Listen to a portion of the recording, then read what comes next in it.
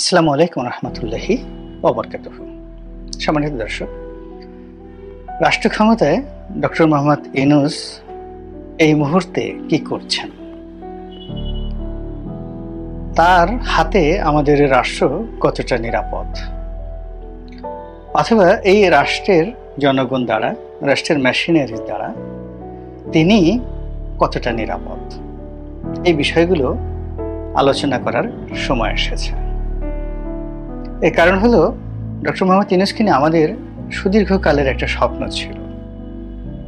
তিনি যে সময়টিতে নোবেল পুরস্কার পেলেন, তখন থেকে তাকে নিয়ে আমাদের আশা এবং আকাঙ্ক্ষা একেবারে হিমালয়ের চূড়া ছাড়িয়ে গেল।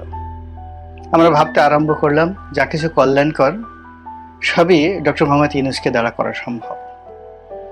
আমরা আরও ভাবতে শুরু করলাম যে ইউনূস সাহেবের মতো যদি একজন মানুষ রাষ্ট্র ক্ষমতায় বসতেন, এ জাতির নেতৃত্ব দিতেন, তাহলে আমাদের যে দুর্ভাগা জাতি, হাজার বছর ধরে আমরা যে অনিশ্চয়তার পথে হাঁটছি, যে ভুল এবং ভ্রান্তি কবলে পড়ে, ঘূর্ণি পাকে পড়ে আমরা শুধু বারবার এই বটমলেস বাস্কেটে পরিণত হচ্ছি।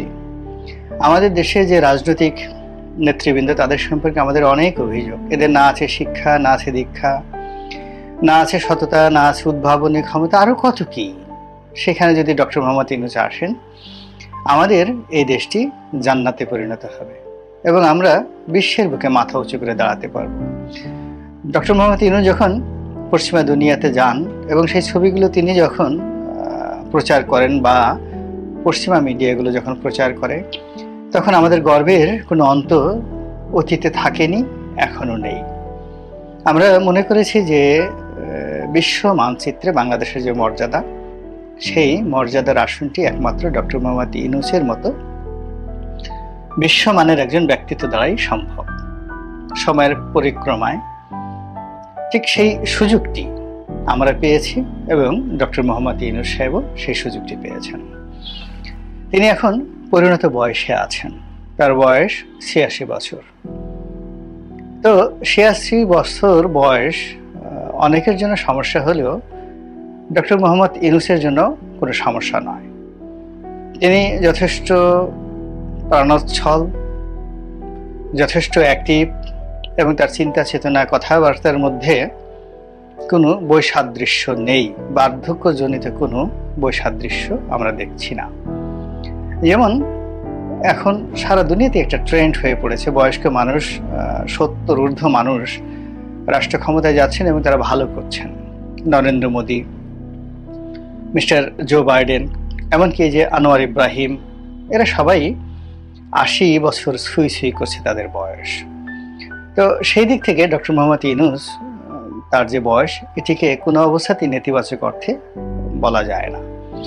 তো এখন সেই বয়সে তার সারা জীবনের অভিজ্ঞতা নিয়ে, সারা জীবনের নেম ফেম, সুনাম সুখ্যাতি নিয়ে এবং অবিস্মরণীয় জনসমর্থন নিয়ে তিনি রাষ্ট্র ক্ষমতায় বসেছেন।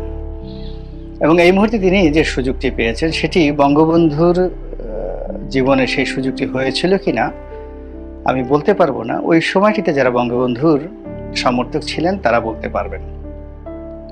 কিন্তু এখন বাস্তবতা হলো যে ডক্টর মোহাম্মদ ইউনূসের পেছনে ঠিক আগস্ট মাসের পুরোটা সময় সারা বাংলাদেশের আপামর জনসাধারণ, এমনকি যারা আওয়ামী লীগ করতেন, তাদের একটা বিরাট আশা ছিল, আকাঙ্ক্ষা ছিল।